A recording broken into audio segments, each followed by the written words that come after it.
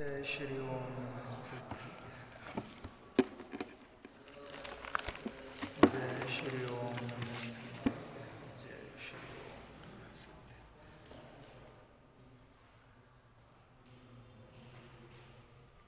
नमो अरहन्ताणं नमो सिद्धाणं नमो आर्याणं नमो वज्रायाणं नमो लोहे सव्वसाहुणं मंगलमय मंगलकरण वीतरागवेद्यान नमो ताय जाते भई अरिहंतादि महा करि मंगल करि हो महाग्रंथ करन को घाय जाते मिले समाज सब पावे निज पद राय। इस भव तरु का मूल एक जानहु मिथ्या भाव ताको करि निर्मूल करिए मोक्ष उपाय।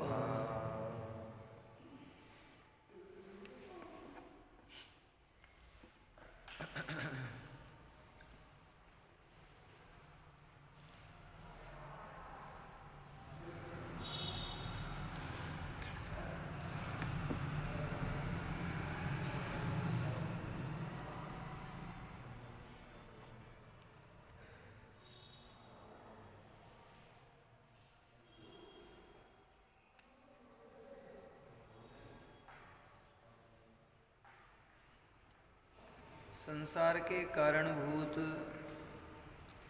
रागादिक का अभाव करने की बात चल रही है और यहाँ जो प्रश्न उपस्थित है वह यह कि जब तक कर्म का उदय रूप निमित्त रहेगा तब तक ये रागादिक विभाव दूर नहीं हो सकते। इसलिए इनका दूर होना तो क्योंकि कर्म के अधीन हो गया, अतः इसमें हमारा उद्यम करना तो, हमारा प्रयास करना तो कोई कार्यकारी नहीं होगा। मूल प्रश्न समझ में आया और मैंने परसों से इस प्रश्नकार के अभिप्राय को भी समझाना प्रारंभ किया था कि इसका मानना यह है कि रागादिक के होने में कर्म का उदय कारण है। कर्मों की वजह से, कर्म के उदय की वजह से हमें रागादिक विकार हो रहे हैं। इसमें इनके होने में हमारा कोई दोष नहीं है, अतः इनके दूर होने में भी हमारा उद्यम करना निरर्थक है। जबकि असलियत में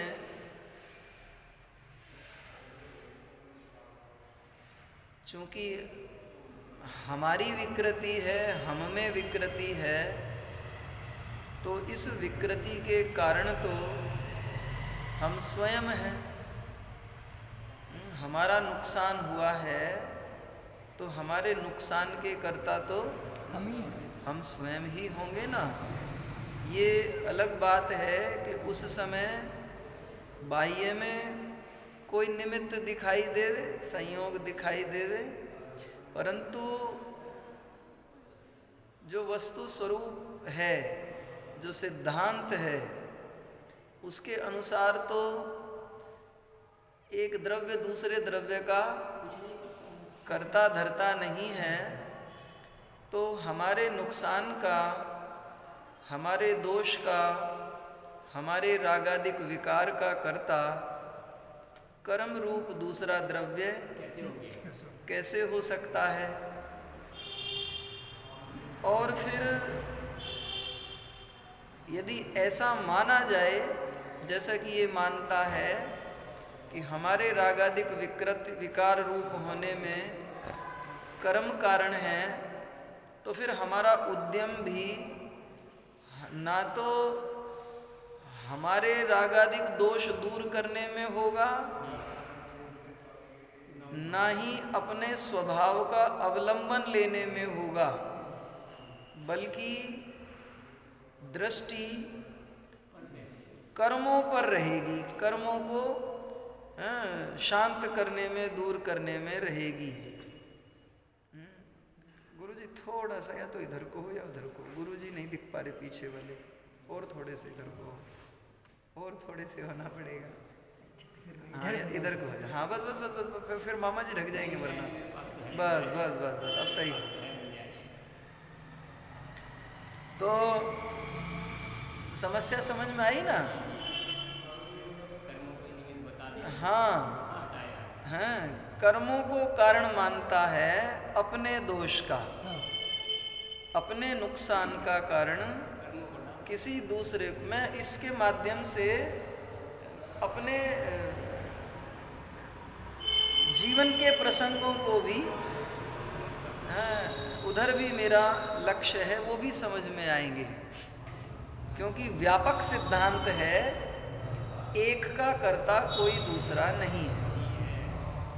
तो हमारी जो अवस्था बनी है, हमारी जो स्थिति बनी है, प्रसंग बने हैं, हमारा जो भला बुरा हुआ है, उसका कर्ता ना तो बाह्य में कोई है और ना ही अंतरंग में जो कर्म का उदयादिक है अथवा क्षयोपशमादिक है वह है। यद्यपि दिखाई ऐसा देता है, क्योंकि निमित्त तो होगा तो दिखाई तो देगा ही। निमित्त नहीं है ऐसा नहीं है, समझना जरा, निमित्त नहीं है ऐसा नहीं है, परंतु वह कर्ता नहीं है, मूल बात यह है।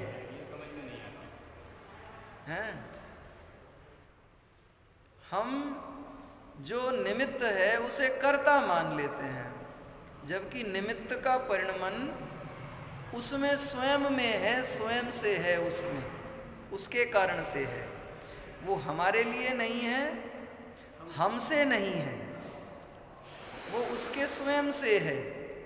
हम में जिस समय कार्य होता है उसी समय जो हमारे कार्य होने में निमित्त बन रहा है उसका परिणमन उसमें उसके स्वयं की योग्यता से हो रहा है। इसको एक उदाहरण से समझ सकते हैं। देखो, बहुत प्रसिद्ध है और जगत की धारणा भी ऐसी है कि जब तालाब में कमल खिलते हैं तब सूर्य का उदय होता है, तो मानता यह है जगत कि सूर्य की वजह से कमल खिले, सूर्य ने कमल खिलाए, ठीक है ना।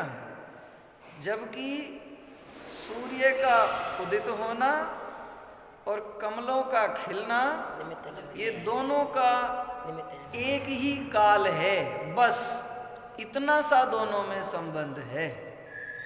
वरना तो कमल अपनी योग्यता से खिले हैं, सूरज अपनी योग्यता से उदित हुआ है, उगा है,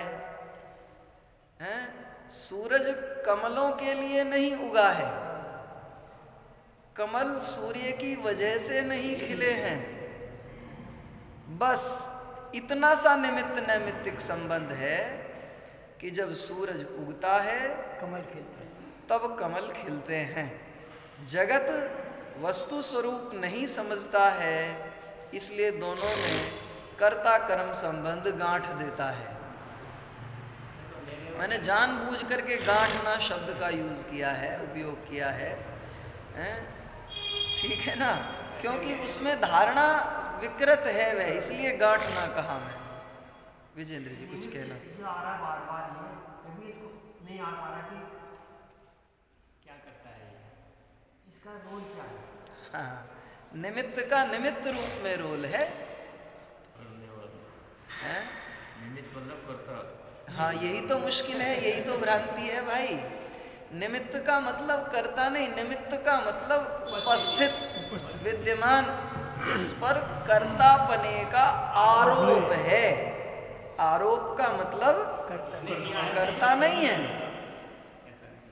कर्ता कहा जाता है, कर्ता है नहीं है, कहा जाता है, बस यही आरोप है। आरोप का मतलब क्या, कि वह अपराधी नहीं है, परंतु अपराधी कहा जा रहा है। उसने वह कार्य किया नहीं है, उसे उसका कर्ता कहा जा रहा है। और जिस समय कार्य हुआ, क्यों कहा जा रहा है, क्योंकि जिस समय कार्य हुआ उस समय वह वहाँ मौजूद था, विद्यमान था।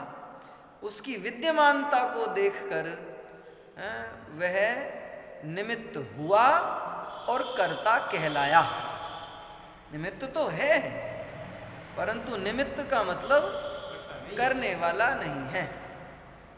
मैंने कल आपको याद किया था, और विशेष रूप से आपको इसलिए याद किया था क्योंकि इस संबंधी आपकी भी एक भ्रांति है।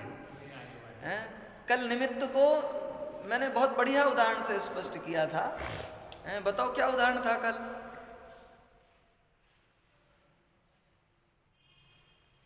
धर्मपाल जी कल आए थे? हाँ, कल बताया था मैंने, उदाहरण दिया था। एक तो मिट्टी वाला था। हैं? मिट्टी वाला। हाँ, मिट्टी का था, आटे का था, लोहे का था, सोने का था।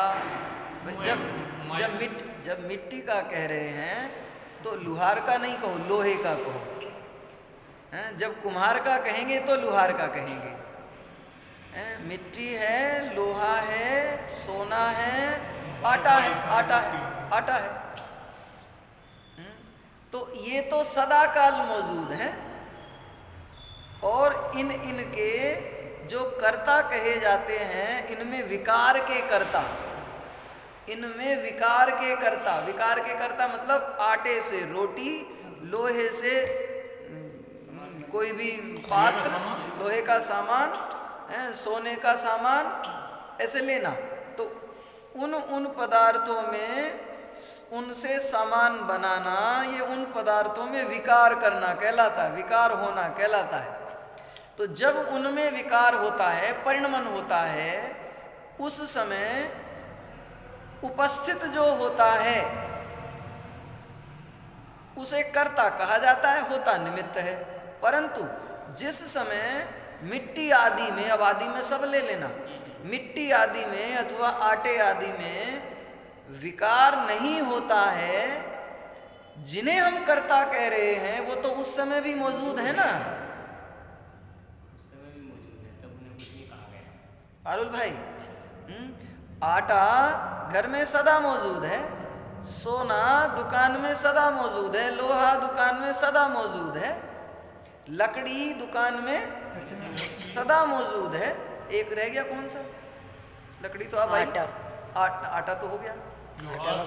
आटा, मिट्टी, सोना, लोहा और लकड़ी, ये 5 हो गए ना। ये तो सदा मौजूद हैं। और बाई, सुनार, लुहार, कुम्हार और बढ़ई, ये भी सदा मौजूद हैं। कार्य सदा क्यों नहीं हो रहा? क्योंकि कार्य उन पदार्थों में जब होने की योग्यता होगी तब होगा, और जब उनमें योग्यता होगी तब कुम्हार आदि में भी वैसा परिणमन करने की उसमें योग्यता होगी। किस में? कुम्हार में, लुहार में, सुनार में। काहे का परिणमन करने की योग्यता होगी? कि उसके ज्ञान की, उसके हस्त संचालन आदि की, ठीक है ना। इसको कहा गया योग उपयोग। वो अपने अपने ज्ञानोपयोग और के कर्ता हैं। जिस समय घड़ा बन रहा है, मिट्टी में बन रहा है, मिट्टी से बन रहा है घड़ा, एक वैसा ही घड़ा कुम्हार के ज्ञान में भी बन रहा है। तो वो अपने उस ज्ञान के घड़े का निर्माता है कुम्हार, और उस मिट्टी के मटके का वह कर्ता कहलाता है निमित्त। ऐसे पाषाण मूर्ति में है, ऐसे पत्थर, हाँ, मूर्तिकार में है, मूर्ति से। तो जिस जिस समय उन पदार्थों में वैसा वैसा परिणमन करने की योग्यता होती है, उसी समय इनके निमित्तों में भी अपने में ही, निमित्त में खुद में ही वैसा वैसा परिणमन करने की योग्यता होती है। अब इसमें चूंकि इसके होने में, मिट्टी आदि में परिणमन होने के समय ये उपस्थित थे, इसलिए इन पर कर्तापने का आरोप आया।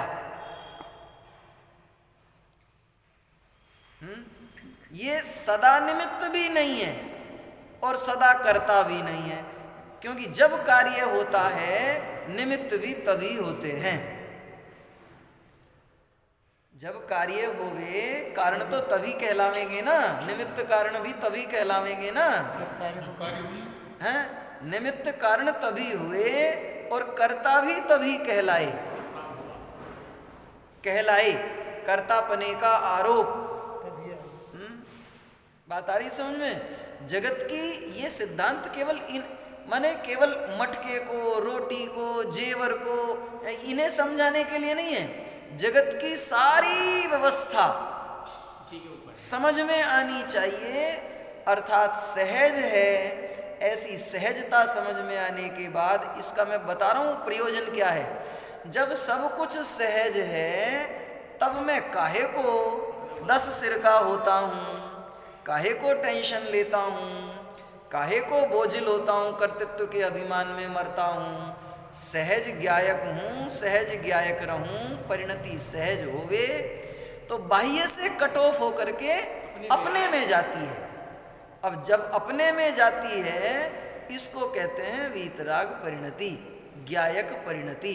अब जैसे जैसे जीव का अंतरंग में रुझान बढ़ता जाता है, बाहर से कट ऑफ होता जाता है, तो सहजता से ही संयम आदि, वैराग्य रूप प्रवृत्ति, त्याग आदि की प्रवृत्ति वो भी होती जाती है।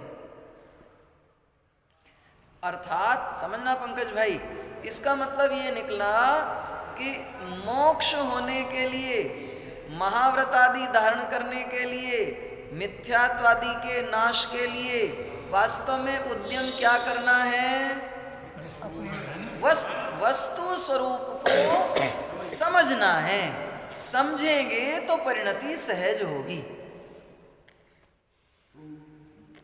इसलिए तत्व विचार पर, वस्तु स्वरूप के विचार पर विचार करेगा तो समझ में आएगा, तो निर्णय होगा, तो सहज परिणति होगी, तो स्वीकृति होगी। बाहर से परिणति भाई जब है ही नहीं कुछ भी, कहीं भी कर्ता धर्तापने की गुंजाइश, क्योंकि प्रत्येक द्रव्य अपने चतुष्टय से अपने आप में ही परिणमित होता है, परिणमन करता है, तो फिर मेरा कर्तृत्व कहाँ रहा? बाहर में तो कहीं नहीं रहा ना। फिर बाहर के कर्तापने से सिमट करके बाहर के परिणमन को समझे, जिसे तत्व विचार कहा। समझेगा, निर्णय होगा, तो परिणति बाहर से विमुख होकर के अंतरोन्मुखी होगी। यही है उद्यम किसका? मोह के नाश का, राग आदि के नाश का, संसार के नाश का, मोक्ष का। एकमात्र तत्व विचार, वस्तु स्वरूप का विचार, वस्तु स्वरूप की समझ, तत्व विचार कहो चाहे वस्तु स्वरूप की समझ कहो, विचार कहो, ये जैसे जैसे बढ़ती है वैसे वैसे दृढ़ होता जाता है, बाहर से कट ऑफ होता जाता है। यहाँ इसको 2 तरह के कारण कह करके कहा। एक शास्त्र दे दो भाई को इधर। इतनी दूर से कैसे पढ़ोगे भाई, ऐसे कैसे, हमें भी खुद को भी बहका रहे हो हैं। ये तो हैं खूब सारे रखे पारुल भाई इसमें, ये नहीं खोल सकते शायद। अच्छा अच्छा अच्छा,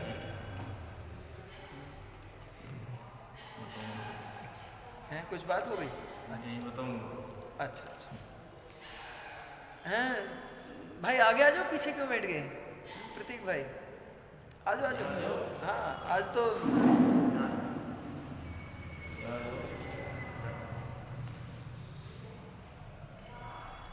यहाँ दो तरह के कारणों की बात कही है। देखो पढ़ता हूँ, उत्तर पढ़ता हूँ, प्रश्न तो समझ में आ गया ना, बता दिया मैंने, फिर भी पढ़ लेते हैं। यहाँ प्रश्न है, यदि यह कर्म के निमित्त से होते हैं। अब देखो भला आदमी कह तो रहा है निमित्त, परंतु इसका निमित्त कहने के पीछे उसका उन्हें कर्ता मानना है।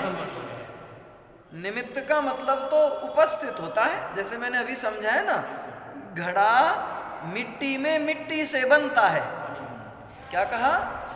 घड़ा मिट्टी से मिट्टी में बनता है, कुम्हार से नहीं बनता घड़ा। लेकिन जिस समय मिट्टी से मिट्टी में घड़ा बनना होता है, उस समय कुम्हार उपस्थित होता है। इतना निमित्त, कुम्हार उपस्थित होता है, इस उपस्थिति को निमित्त कहते हैं, और जगत की भाषा में कर्ता कहते हैं। ज्ञानी भी साधक भी कहेंगे कर्ता, परंतु मानेंगे उसे निमित्त ही, क्योंकि जगत का व्यवहार तो जगत के अनुसार, जगत की भाषा में ही करना पड़ेगा ना। बात है ख्याल में? अब देखो ये सिद्धांत समझ करके जगत की सारी व्यवस्था नहीं समझ में आती है कि परमाणु मात्र का ही परिणमन उस परमाणु मात्र के अधीन है, क्योंकि प्रत्येक परमाणु में परिणमन होने की, हाँ परिणमन करने की अपने में योग्यता है। उसे चतुष्टय कहा है, स्वचतुष्टय। कौन सा है चतुष्टय? स्वद्रव्य, स्वक्षेत्र, स्वकाल, स्वभाव। अर्थात प्रत्येक द्रव्य अपने में ही, अपने से ही, अपने ही काल में और अपने ही गुणों में परिणमन करता है। स्वद्रव्य, स्वक्षेत्र, स्वकाल और स्वभाव। भाव का मतलब गुण, काल का मतलब पर्याय, और द्रव्य का मतलब द्रव्य वस्तु है ही, और क्षेत्र का मतलब उसके अपने प्रदेश। स्वद्रव्य मतलब वो वस्तु, स्वक्षेत्र माने अपने ही प्रदेशों में, स्वकाल माने अपना ही परिणमन अवस्था पर्याय, और स्वभाव मतलब अपनी ही शक्तियों में, अपने ही गुणों में। ठीक है गुरुजी, सामने सही बैठ गया है? स्वद्रव्य माने वस्तु अपने में, अपने से, अपने लिए ही। वो फिर षटकारक भी घटित हो जाते हैं, कर्ता, कर्म, करण, संप्रदान, अपादान और अधिकरण। षटकारक भी अपने में ही घटित होते हैं। माने एक द्रव्य दूसरे द्रव्य का कुछ भी करता धरता नहीं है, ना तो कर सकता है ना करने की जरूरत है। ना तो कर सकता है और ना ही करने की जरूरत। क्यों? क्योंकि परमाणु मात्र अपने आप में समर्थ है, समर्थ है, इसलिए करने की गुंजाइश ही नहीं है, जरूरत ही नहीं है। बात है ख्याल में? ऐसा है वस्तु स्वरूप। तो देखो धीरे धीरे धीरे धीरे विचार करेंगे, समझेंगे तो समझ में आएगा। अनादिकाल का अनभ्यास है, इसलिए कठिन लगे भले ही, लेकिन कठिन लगेगी इसीलिए क्योंकि अनभ्यास है। और जगत की उपलब्धियां भी, जगत में उपलब्धि हासिल करने के लिए भी 2, 4, 10 साल देते हैं, नहीं देते हैं? दुकानदार को भी साल 2 साल लगते हैं, इंजीनियर बनने के लिए भी 15-17 साल लगते हैं। लगते हैं नहीं लगते हैं? ऐसे ही थोड़ी हो जाता है। और जबकि उन विद्याओं का तो, जगत की विद्याओं को अनादिकाल का अभ्यास है, फिर भी लगभग लगभग चौथाई चौथाई अथवा तिहाई जीवन उसमें चला जाता है। उसी में चला जाता है, तब जाके एस्टेब्लिश्ड होता है। 100 साल की उम्र माने और 25 साल में यदि इंजीनियर बनता हो हैं तो चौथाई चली गई। 75 में क्या ही लगा लो। हाँ, 75 की उम्र माने तो तिहाई लगा लो, कैसे ही लगा लो, वो तो लगभग 1/3 1/4 जीवन तो यहाँ हम ये सोचते हैं कि 1-2 दिन में ही समझ में नहीं आया जी। नाना की टोह लेते रहा करो, नाना नानी को इन्हें लाइन पर लगा के आए। इस बार हम गए थे 4 दिन को, अब रोज ये पूछते हैं, हम पूछते हैं, साहब गुरुजी के समझ में नहीं आते। तो ये कहता है खुद कि समझ में नहीं आते। बिजनेस धंधा किया था तो पहले ही दिन, पहले ही हफ्ते, पहले ही महीने हो गया था क्या शुरू, ये पूछता है। बिजनेस की तो गुरुजी ऐसी लाइन है कि जब तक चलती रहे उसका तो पता ही नहीं कब पूरी होगी, पूर्णता नहीं मान सकते। जबकि अनादि काल का अभ्यास है उन चीजों का, और इस वस्तु स्वरूप की समझ तो अनादि काल से हुई ही नहीं ना, निर्णय हुआ ही नहीं ना, अनुभव हुआ ही नहीं ना।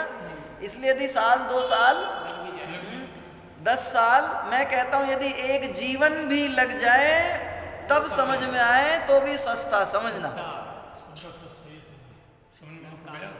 है। क्योंकि ये जीवन समझने में, निर्णय करने में दिया तो मानना सफल हो गया। संस्कार तो पड़ गए, धारणा में भी पड़ गया तो संस्कार पड़ गए, समझ में आ गया तो अगले जीवन में शुरुआत से ही शुरुआत हो जाएगी, शुरू से ही शुरुआत हो जाएगी। और दूसरी बात, जीवन हमारा कहाँ चुकेगा, इस देह का चुकेगा। हम तो कंटिन्यू में हैं प्रतीक भाई, हम तो कंटिन्यू में हैं। मतलब ये एक घर छोड़ा दूसरे घर में पहुंचेंगे, हम तो वही के वही हैं ना। समझ में आ रहा होगा, नहीं आ रहा भाई? कैंपस छोड़ा, हम दूसरे घर में आए तो हम तो वही के वही रहे ना, घर ही तो छूटा, घर ही तो मरा, हम थोड़े ही मरे। छूटा मतलब वो ढह जाता है, तो वही तो मरा ना, वही तो है, हम थोड़े ही मरे, हम तो दूसरे घर में आ गए। ऐसे ही यदि साधना करते करते, समझते समझते, निर्णय करते करते ये जीवन पूरा हो भी गया, ये जीवन का मतलब ये भव, ये पर्याय, हमारा जीवन नहीं, इस पर्याय में रहने का काल, हमारा इस घर में रहने का समय। हम तो नहीं मरेंगे ना, बात आई ख्याल में? और देखो इतना महान काम करते करते जो असलियत में अपने तक ले जाएगा, असलियत में अपने तक ले जाएगा, वो करते करते करते करते यदि जीवन पूरा होता है तो इस जीवन का इससे बड़ा सौभाग्य, इससे बड़ी सार्थकता और किसी में नहीं, क्योंकि इसी काम के लिए मिला है।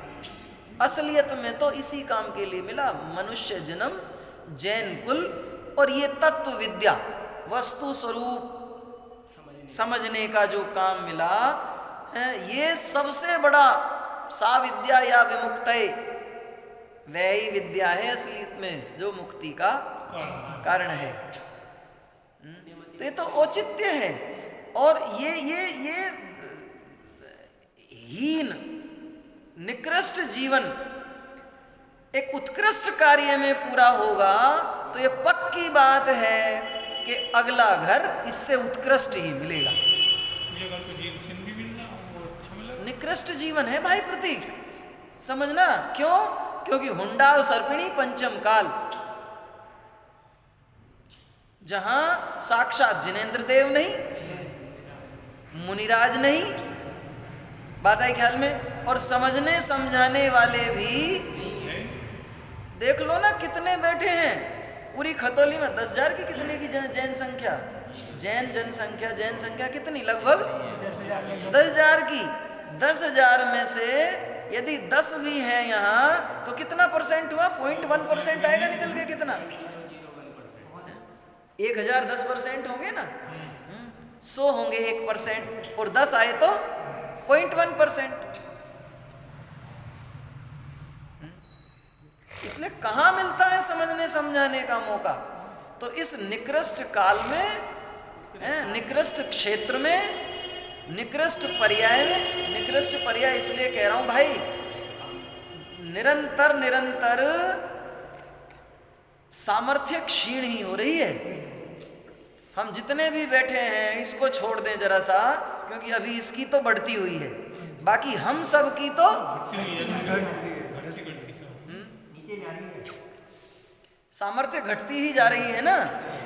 आप लगा लो, पांचों इंद्रियों की शक्ति कमजोर ही होती जा रही ना। पांच इंद्रियों का पुंज है शरीर, कमजोर ही होती जा रही ना। शरीर की शक्ति कमजोर होती चली जाना, जैसे आयु चलती है। आंखों की कह ही रहे, सभी की हालत है। 1 घंटा लगातार एक आसन से बैठ नहीं सकते, ये शरीर की कमजोरी है, कमजोरी का प्रमाण है ना। तो इस निकृष्ट काल में, निकृष्ट क्षेत्र में, निकृष्ट पर्याय में आत्म परमात्मा को समझने का ये उत्कृष्ट काम, महान काम हो रहा है। और यदि जीवन भर भी समझने में ही लग जाए, नहीं समझ में आवे, समझने में ही चुक जावे, तो भी इसकी सार्थकता है उत्कृष्ट काम में। क्योंकि लगातार इसके बाद लगातार यही काम करने को मिलेगा उत्कृष्ट काल में, उत्कृष्ट क्षेत्र में, उत्कृष्ट अवस्था में। बात आ रही समझ में? इसलिए समझ में नहीं आता तो कोई आश्चर्य की बात नहीं है, कोई घाटे का सौदा नहीं है, अनादिकाल का अभ्यास नहीं है, ठीक है ना। ऐसा होता है नहीं होता है, कितने व्यापार बदल देते हैं, बदलते नहीं बदलते हैं, तो कहाँ सफल हुए? 2-4 साल तो इंतजार करते हैं, नहीं करते हैं? या डॉक्टर की तरह एक दिन में आराम नहीं होता अगले दिन बदल दे डॉक्टर, डॉक्टर भी नहीं बदलते। हाँ, नहीं समझ में आवे तो घाटे का सौदा क्यों नहीं है। कल आपने बताया था कि इससे पहले कहीं ना कहीं 9वें ग्रेव पर आए, तो कहीं इतना आगे जा चुके होंगे, आज फिर से पीछे से स्टार्ट करें, फिर क्यों फायदा? बहुत बढ़िया, बहुत बढ़िया जिज्ञासा होनी चाहिए भाई का समझ में आया कि 9वें ग्रेवयक तक जा आए, मतलब कषायों की मंदता, इतनी कषायों की मंदता इस स्तर की हो गई, इतना पुण्यार्जन हुआ, संयम धारण हुआ, इतना उत्कृष्ट पालन हुआ कि 9वें ग्रेवयक तक जाने का पुण्य बंद हुआ। ये उत्कृष्ट काम नहीं हुआ क्या?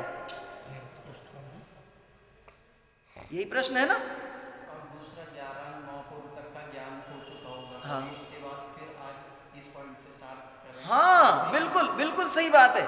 इसी में आएगा ये प्रश्न कि आप कहते हो तत्व विचार करो, तत्व विचार करो, तत्व विचार तो करते हैं, फिर भी आत्मानुभूति रूप कार्य नहीं होता। 11-9 पूर्व तक का पाठन हुआ, 9वें ग्रेवयक तक अनंत बार गया, फिर भी संसार में ही रहा। इसका मतलब क्या है?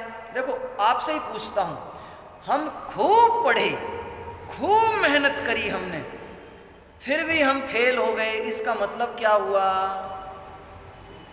कहीं ना कहीं कमी रही, कहने की तो कमी रही है हमारे। भाई कोई देने दो जवाब।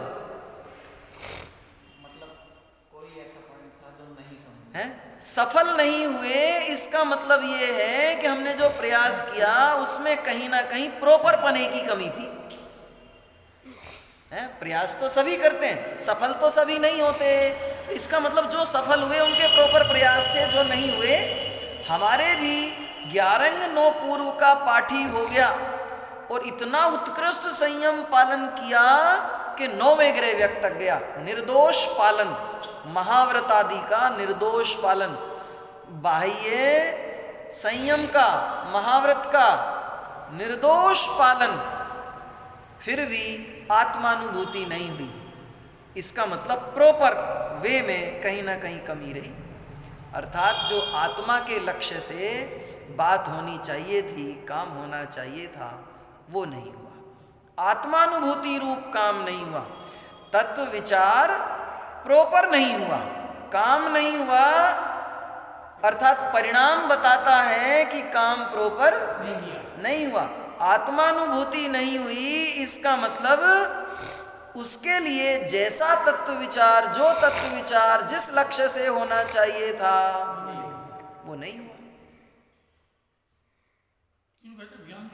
एक मिनट, जो आप कह रहे हैं ना 9वें ग्रहवेयक तक जाना, 11 अंग 9 पूर्व का अध्ययन, ये हम सब का ही नहीं, अभव्य का भी हो जाता है। अभव्य का मतलब जिसको कभी आत्मा की अनुभूति, कभी मोक्ष मार्ग नहीं होना, अनंत काल में भी, उसको भी होता है। इसका मतलब प्रतीक भाई समझना कि इसका मतलब ये है वो प्रॉपर तरीका नहीं है, वो प्रॉपर उपाय नहीं है। गुरुजी आप जिस बात को लेकर के आपको याद किया था मैंने, वही बात आ रही है। इसका मतलब महाव्रतादिक धारण करना, वो संयम धारण करना, 11 अंग 9 पूर्व का पाठी हो जाना, वो मोक्ष मार्ग का साधन नहीं है, वो मोक्ष मार्ग का उपाय नहीं है, आत्मानुभूति का उपाय नहीं है, मोक्ष का उपाय नहीं है। फिर से रिपीट कर रहा हूं गुरुजी, देव पूजा, गुरु उपासना, व्रत, भक्ति, तप, सभी प्रकार का स्वाध्याय, 11 अंग 9 पूर्व का अध्ययन, महाव्रतादिक का पालन, जब अभव्य को भी हो जाता है, अर्थात आत्मानुभूति उससे नहीं हुई, इसका मतलब वो आत्मानुभूति के उपाय नहीं है ना।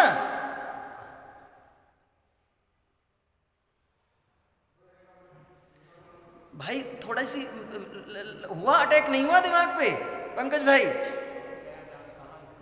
हम ये समझते हैं कि हम ये जो बाहर का कर रहे हैं इनसे कार्य होगा। यदि आत्मा लक्ष्य में नहीं हुआ, आत्मा ऊर्ध्व नहीं हुआ, आत्मा के लक्ष्य से नहीं किया, तो ये सारा का सारा बिना एक के बिंदी है। एक तो स्वरूप था, आत्मा था, वो प्रमुख कहां किया, वो ऊर्ध्व कहां रखा?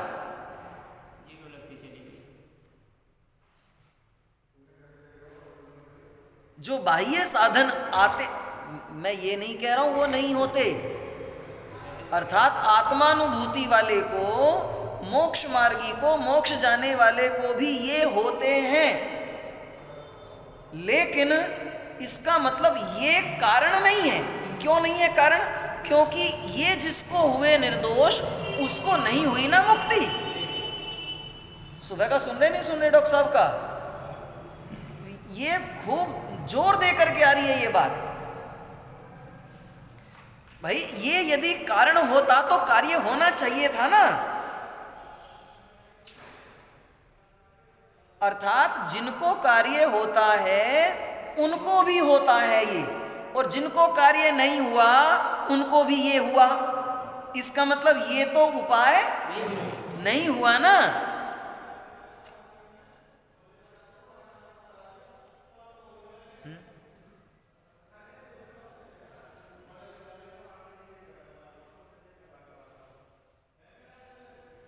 बात आ रही समझ में? ये जो अभव्य जीव है वो इतना बड़ा पुण्य तो मान ले इस कार्य को करके, कि वो अभव्य तो हो गया, क्योंकि जब उसका मुक्ति नहीं होने, अभव्य हो गया। अभव्य का मतलब जो अभव्य जीव है, जो अभव्य है वो कभी उसका मुक्ति तो होनी, लेकिन वो पुण्य इतना मान लेगा, पूजा पाठ धर्म ध्यान में जब 90 गिरवे तक चल जा तो उसके पुण्य की कुछ कमी ना मानना। कहाँ मान रहे हैं? लेकिन सवाल इस चीज का है कि वो मुक्ति का पात्र जो स्वरूप था उसका तो उसको ज्ञान नहीं। आप पुण्य की तो बात कर रहे हो, लेकिन पुण्य तो बंधन का ही कारण हुआ ना, संसार का ही कारण हुआ ना। गुरुजी बहुत धैर्य से, शांति से सुनना, जो एंगल बताना चाह रहा हूं, जो आना चाहिए वो समझ में आवे तो बात बने। भाई दो लोग हैं, एक तो मोक्ष मार्गी है, आत्मानुभवी है, दूसरा आत्मानुभवी नहीं है। दोनों को ही ये सारे साधन हुए, दोनों को ही ये साधन हुए, बिल्कुल एक जैसे ही हुए। एक को मुक्ति हुई और एक को नहीं हुई। इसका मतलब ये जो बाह्य साधन थे ये मुक्ति के साधन तो नहीं थे ना। मुक्ति का साधन तो असलियत में वो था जिससे मुक्ति हुई। नहीं, बाहर का मीटर तो वही था, अंदर का मीटर तो किसके पास है?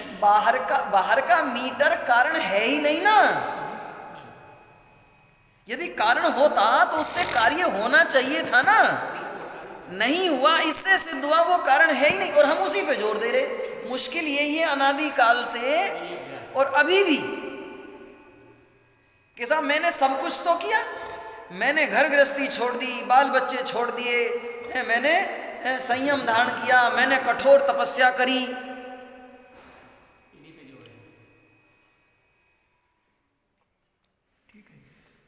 मामूली बात नहीं है ये होना, और निर्दोष पालन किया, मूल गुणों का, उत्तर गुणों का निर्दोष निरंतराय पालन किया। लेकिन स्वाश्रय यदि नहीं लिया तो ये कोरा, प्रतीक भाई, ये कोरा पुण्य बंध का कारण है, 9वें ग्रह व्यक तक जाने का, ले जाने का साधन है। लेकिन 9वें ग्रह व्यक के बाद तो आत्मानुभूति वाला ही जाता है। मोक्ष तो आत्मानुभूति वाला ही जाता है। आत्मानुभूति वाले को, अब सुनना जरा, आत्मानुभूति वाले को भाई, आत्मानुभूति वाले को 11 अंग 9 पूर्व का पाठन नहीं हो चलेगा। आत्मानुभूति वाले को बाहर के उपसर्गादिक, परिचय आदिक नहीं हो तो चलेगा।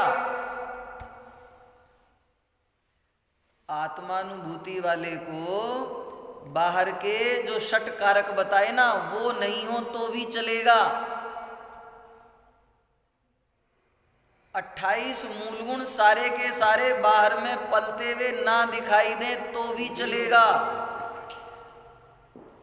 मैं आप लोगों से पूछ लूंगा, आप लोग यदि ऐतराज जताओगे तो आपसे ही पूछूंगा और आप ही स्वीकार करोगे।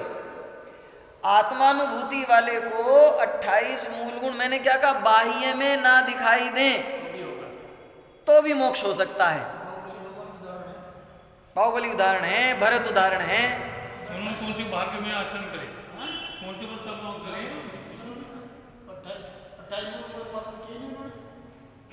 भाई आत्मगुप्ति में, आत्मगुप्ति में निश्चय गुप्ति, आत्मगुप्ति अर्थात आत्मा की अनुभूति में, आत्म ध्यान में सारे के सारे हो गए नहीं हो गए?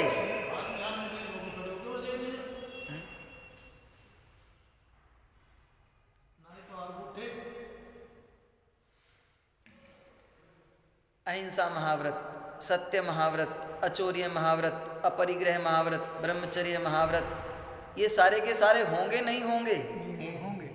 हैं? 5 इंद्रिय विजय, ये होंगे नहीं होंगे? 5 महाव्रत, 5 समिति, 5 इंद्रिय विजय, 6 आवश्यक और 7 शेष गुण, 28 मूल गुण यही हुए ना। अब मुझे बताओ 5 समितियों में कौन कौन सी? ईर्या समिति, भाषा समिति, आदान निक्षेपण, ऐषणा समिति और प्रतिष्ठापन। कौन कौन सी? फिर से गिनाओ जरा। ईर्या समिति, चलेंगे फिरेंगे तो ईर्या समिति है ही नहीं, हुई नहीं ना। बोलेंगे तो भाषा समिति, बोले ही नहीं तो हुई नहीं ना। आहार के लिए निकले तो ऐषणा समिति, आहार के लिए निकले ही नहीं ना। पिछी कमंडल आदि उठना धरना हुआ ही नहीं ना।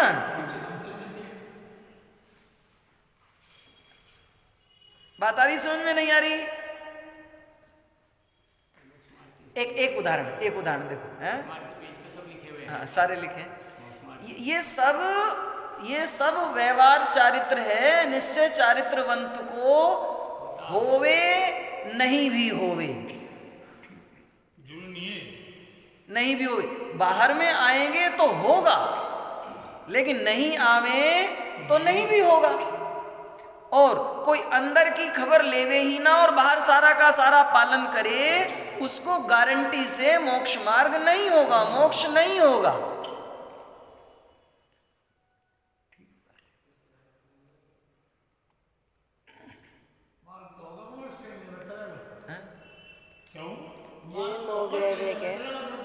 16 स्वर्ग 9 ग्रह व्यय, उसके बाद आता है 9 अनुद्देश।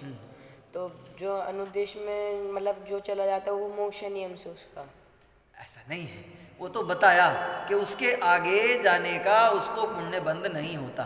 33 अभव्य को हैं? अभव्य को अभव्य को नहीं होता, 9वें ग्रह व्यक्ति तक ही होता है। शिव भूति इसका महाराज मतलब- के बारे में जो वर्णन आ गया शास्त्रों में, उनको इतना ज्ञान कहा था, शास्त्र ज्ञान में चाहे दुनिया पर दाल हो उसके जो है ज्ञान इसका मतलब ये हुआ कि 9 ग्रह व्यक्ति से ऊपर भव्य ही जाएगा। भाई समझ में आया? मुझे धन कमाना है और धन कमाने के लिए मैंने ये सोचा है कि मुझे विदेश जाना पड़ेगा। अच्छा धन कमाने के लिए मुझे विदेश जाना पड़ेगा, और पता चला कि मुझे उससे अधिक अथवा उतना ही धन कमाने की व्यवस्था यदि यहीं हो जाएगी तो मुझे विदेश जाने की जरूरत है फिर? शिक्षा ले लो, शिक्षा के लिए जाना हो, यही मिल जाए तो पूजा।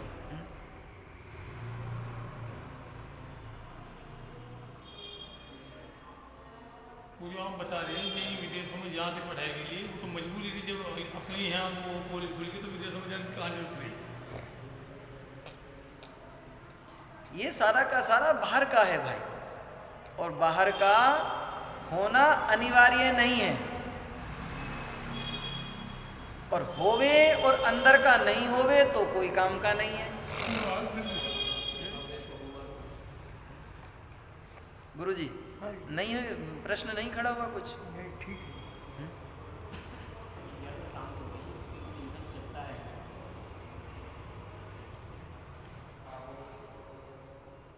इसमें एक उदाहरण दिया है, जो पुत्र का इच्छुक है वो विवाह आदि करे। अब मेरा कहना यह है, संतान का इच्छुक विवाह आदि करे, ये तो बुद्धिपूर्वक कारण हुआ, और विवाह उसके बाद भी संतान होने की योग्यता होवे, भवितव्य जिसे कहा, वो अबुद्धिपूर्वक है। अर्थात हमारे भाग्य में पिता बनने का योग हो, वो तो हम बना नहीं सकते ना, वो अबुद्धिपूर्वक कारण है। अर्थात कर्म का उदयादिक वो अबुद्धिपूर्वक कारण है। बुद्धिपूर्वक कारण तो बाह्य के प्रयत्न किए।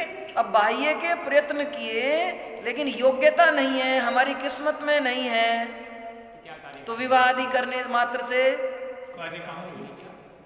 लेकिन जिसको संतान प्राप्ति का योग है मुझे शादी तो करनी होगी। उसको दिया होगा। उसको, आप कहते हो करनी, मैं ये कह रहा हूं उसको विकल्प भी आएगा, विवाह भी होगा ही होगा।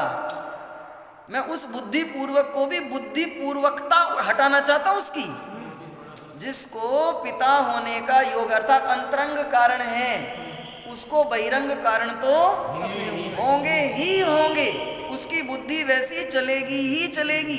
ये तो सिर्फ उपदेश देने के लिए कहा जाता है, भाई ऐसा कर। कर्ता बुद्धि हटानी है तो उसके लिए वो ये कहना पड़ेगा, दूसरी बात।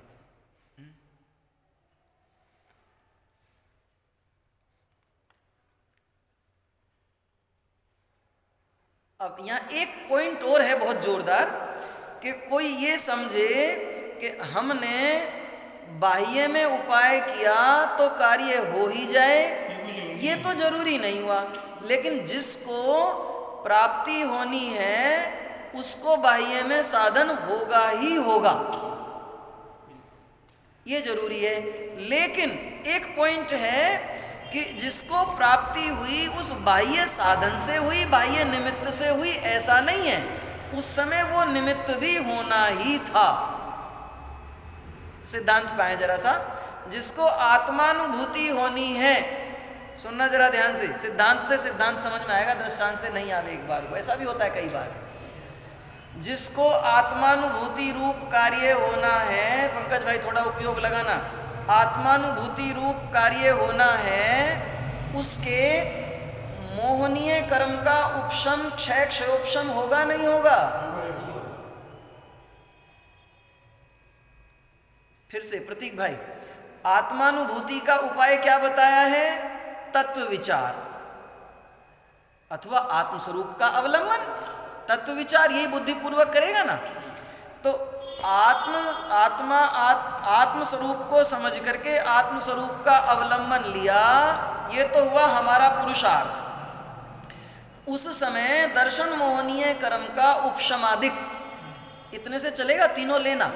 उपशमादिक मतलब क्षयोपशम भी हो अथवा क्षय भी हो अथवा उपशम हो, उसको दर्शन मोहनीय का उपशमादिक होगा ही होगा। उसके अनंतानुबंधी कषायों का अभाव होगा ही होगा, ये तय है। लेकिन इसमें वस्तु स्वरूप इतना समझना कि आत्मानुभूति रूप पुरुषार्थ से दर्शन मोहनीय कर्म का अब उपशमादिक हुआ है, ऐसा नहीं है। हाँ, अथवा दर्शन मोहनीय कर्म के उपशमादिक की वजह से आत्मानुभूति रूप कार्य हुआ हो, ऐसा नहीं है। सिद्धांत समझना, जिसकी पकड़ वास्तव में गुरुदेव श्री ना होते तो हमें ना आती। भाई समझना विजेंद्र जी, गुरुदेव श्री से पहले तो पूरी दुनिया, पूरा जैन समाज क्रियाकांड में ही पड़ा था। आत्मानुभूति का उपाय क्या मानता था? पूजा पाठ, दया दान, व्रत तप उपवास, तीर्थ यात्रा इत्यादि। मोक्ष का कारण महाव्रतादिक ही मानता था। लेकिन आगे बढ़े तो हमने शास्त्रों में पढ़ा कि जब आत्मा को आत्मानुभूति सम्यक दर्शन रूप कार्य होता है, उस समय दर्शन मोहनीय कर्म का उपशमादिक भी होता है।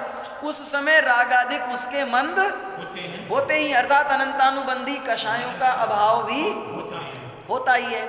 अब गुरुदेव श्री ने इसमें ये समझाया, सिद्धांत है कि एक द्रव्य दूसरे द्रव्य का कर्ता नहीं होता, तो आत्मानुभूति का कार्य तो आत्मा ने किया, आत्मा में किया, आत्म पुरुषार्थ से किया ना, ठीक है ना। अब उस समय उस वजह से दर्शन मोहनीय कर्म का उपशमादिक हुआ है, ऐसा नहीं है।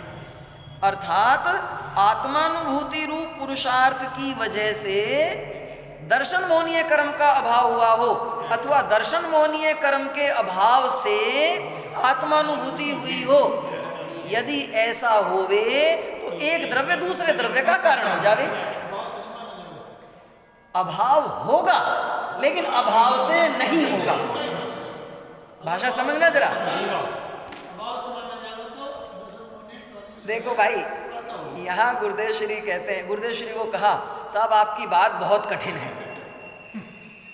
गुरुदेव श्री ने कहा, देखो बात कठिन तो भले ही है, लेकिन इसको समझे बिना काम भी तो नहीं चलेगा। ऐसा भी नहीं है कि समझ में ना आवे, ये भी कहा हैं? समझ में ना आवे, हाँ, ऐसा नहीं है समझ में नहीं आवे, लेकिन कठिन है, समझे बिना काम भी नहीं चलेगा। अनादिकाल से यही नहीं समझा, इसलिए काम नहीं हुआ। एक बात, दो बात हो गई, समझ में नहीं आवे ऐसा भी नहीं है, समझे बिना काम भी नहीं चलेगा। तीसरा उनने कहा, भाई हमारे पास तो यही बात है, और लामे भी कहाँ से, हमने तो इसी को ही कार्यकारी समझा है, इसी से ही हमारा काम होगा। तीन बातें उन्होंने कही। जब सामने वाले ने कहा आपकी बात कठिन बहुत है, बहुत आसानी से समझ में नहीं आएगी, उनने कहा कि जब मतलब की बात, काम की बात एक मेंढक को समझ में आ सकती है कि ये मेंढक की पर्याय अलग है और मैं आत्मा अलग हूँ, ये जब एक मेंढक समझ सकता है, एक चिड़िया समझ सकती है, एक 8 वर्ष की बालिका को हो सकता है सम्यक दर्शन, तो हमें नहीं हो सकता। ये बात हमारी समझ में नहीं आती। दूसरी बात, ये पहली बात। दूसरी बात कि भैया इसको समझे बिना अनादिकाल से अब तक संसार में ही भटके, इसे समझे बिना काम नहीं चलेगा। और हमसे तुम कोई और तीसरी उम्मीद करते हो, हमारे पास तो इससे अलावा, क्योंकि इसके समझे बिना ही आज तक अकल्याण हुआ है। कल्याण का मार्ग तो एकमात्र क्या है, क्या बताया मैंने, कहाँ से ये बात आई? जो पॉइंट गुरुदेव श्री ने बताया कि हम अब तक कर्मों को अपने दुख का कारण मान रहे थे, सुनना, मुझे पूरा अपना अपना अपना लौकिक व्यवहार भी समझ में आएगा। हम दूसरों को ही अपने सुख दुख का कारण मान रहे थे। माना कि जिस समय मैं दुखी होता हूँ, समझना विदेह, जिस समय हमने विदेह को थप्पड़ मारा, जिस समय विदेह को पीड़ा हुई, उस समय हम उपस्थित तो हैं, लेकिन हमारी वजह से इसे पीड़ा हुई हो ऐसा नहीं है। क्या मतलब? साफ दिख रहा है जी, साफ दिख रहा है, सामने दिख रहा है। यही है चीज, आप वस्तु स्वरूप यही है बस। ये पेच है। ये समझाया गुरुदेव श्री ने कि पीड़ा होना तो अपने राग भाव का कारण है, वीतराग स्वभाव का अवलंबन नहीं लेना है। शरीर को मैं और मेरा मानना है, सामने वाले ने मुझे दुख पहुंचाया ये मानना है, ये मान्यता मेरी है, मैं अपनी मान्यता से दुखी हूं। दूसरे के दुखी करने की वजह से दुखी होता तो आज तक कोई सुखी नहीं हो सकता था। एक दूसरे को कारण ही मानते रहते। फिर तो उन्होंने कर्मों का कर्तृत्व उड़ाया, उन्होंने बाह्य निमित्त जो दिख रहे हैं उनका कर्तृत्व उड़ाया, उपस्थित हैं, कर्ता नहीं है। आता है ख्याल में? दर्शन मोह का उपशमादिक होगा, उसी समय सम्यक दर्शन होगा, परंतु दर्शन मोह के उपशम से सम्यक दर्शन हुआ हो ऐसा नहीं है। यदि ऐसा हो तो एक द्रव्य दूसरे द्रव्य का, तब तो सिद्धांत ही विपरीत हो जावे। फिर तो सारे द्रव्य मिलकर के एक में एक हो जावे, द्रव्यों की स्वतंत्रता ही खंडित हो जाएगी। ये महासिद्धांत, ये पिछली शताब्दी की, ये उस महाप्राण की देन है। फिर हमारा काम हमारे हाथ में नहीं रहेगा ना, कर्मों के हाथ में रह जाएगा। ये प्रश्न यहीं से तो खड़ा हुआ ना कि कर्म जब तक रहेंगे तब तक रागादिक का अभाव नहीं होगा, है? तब तक संसार में रहेंगे। ये स्वतंत्रता समझ में नहीं आएगी तो कर्मों को कर्ता मानते रहेंगे। ये प्रश्नकार का प्रश्न खड़ा ही रहेगा, कभी समाधान हो ही नहीं सकता। गुरुजी ठीक चल रहा हूं मैं आपसे ये तो क्या कहूं, समझ में आया नहीं आया, लेकिन ठीक चल रहा हूं मैं, हैं? फिर हुआ क्या ये प्रतीक भाई कि जिस समय आत्मा को आत्मानुभूति होती है, सम्यक दर्शन होता है, उसी समय दर्शन मोहनीय कर्म का उपशमादिक होने का काल भी होता है। वो उसमें हुआ, वो कर्मों में हुआ, कर्मों से हुआ, काल एक ही था जिस समय मुझे सम्यक दर्शन हुआ। बिल्कुल उजाला और अंधेरा होने में भी वही बात है। बिल्कुल, उजाला अपनी योग्यता से होता है, अंधकार भी अपनी अंधकार गया तो अपने जाने की योग्यता से गया, हैं? होगी ही होगी। अब अभी मुझे एक दूसरा बहुत सरल दृष्टांत आ रहा है। मनमोहन सिंह नहीं, इससे पहले कौन? मनमोहन सिंह थे क्या? मनमोहन सिंह के जाने की वजह से मोदी जी आए? उनके आने का योग था, उनके जाने का योग। पारुल भाई बोलो। कांग्रेस के जाने का योग, बीजेपी, मोदी जी के आने का योग, दोनों का स्वतंत्र था ना, वरना तो यूं कहे देखो मैं हटा इसलिए तुम आए, मैं नहीं हटता लो तुम कैसे आओगे? अरे भैया उसके आने का काल आया है तो तेरे जाने का काल आया है। तेरे जाने की वजह से वो नहीं आया, उसके आने की वजह से तू नहीं आया। तू फालतू में क्यों उसे आरोप देता है कि वो ना आता तो मैं बना रहता? ये तो वही वाली बात हो गई कि तू यदि मर जाता तो मैं जिंदा रहता। ऐसा है क्या? मरा तो अपने योग से, वो जन्मा तो अपने योग से। प्रतीक भाई हमारे डॉक्टर साहब एक उदाहरण देते हैं, बस वो दे करके पूरी करता हूं बात आज की। दो भाई थे गुरुजी, दो भाई थे,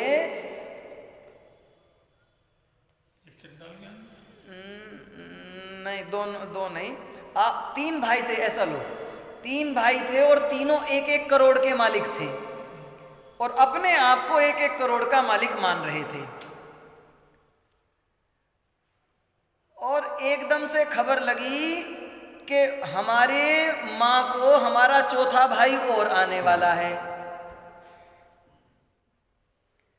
दोनों को 25-25 लाख का घाटा हो गया प्रतीक भाई, तीनों को, पंकज भाई। तो उसकी वजह से इन्हें 25-25 लाख का घाटा हुआ। दिख तो ऐसा ही रहा है साहब। जो अपना योग, अपना भाग्य, वस्तु स्वतंत्रता नहीं समझता, वो मिल करके उस चौथे को आने से रोकते हैं।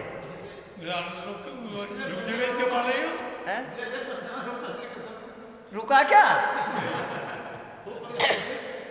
सारी वस्तु व्यवस्था समझ में आती है पंकज भाई।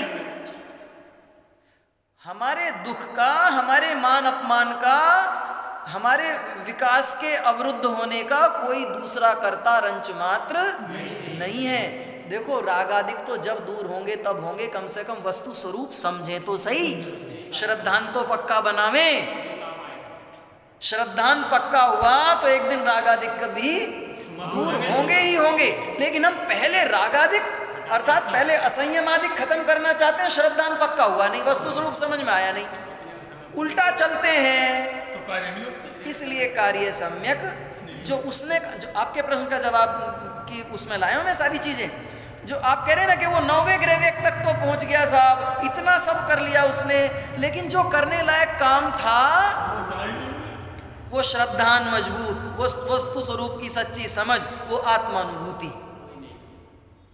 आत्मानुभूति नहीं की तो बाकी सारा कर लिया, 11 अंग 9 पुरों का अध्ययन कर लिया, महाव्रतादिक का पालन कर लिया, कषायों की इतनी मंदता कर ली कि यदि खाल खींच करके नमक मिर्च भी छिड़क दे तो आँख की कोर लाल नहीं हो, इतनी कषाय की मंदता। निर्दोष 28 मूल गुणों का पालन, यदि पता चल जाए मेरे उद्देश्य से आहार बनाया, पता भी चल जाए तो वहीं बीच रास्ते से वापस हो जाए, इतना उत्कृष्ट पालन,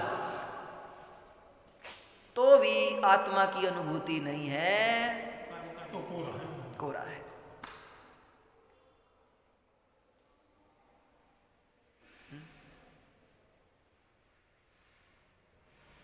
गुरुजी बात पल्ले पड़ती है नहीं पड़ती है?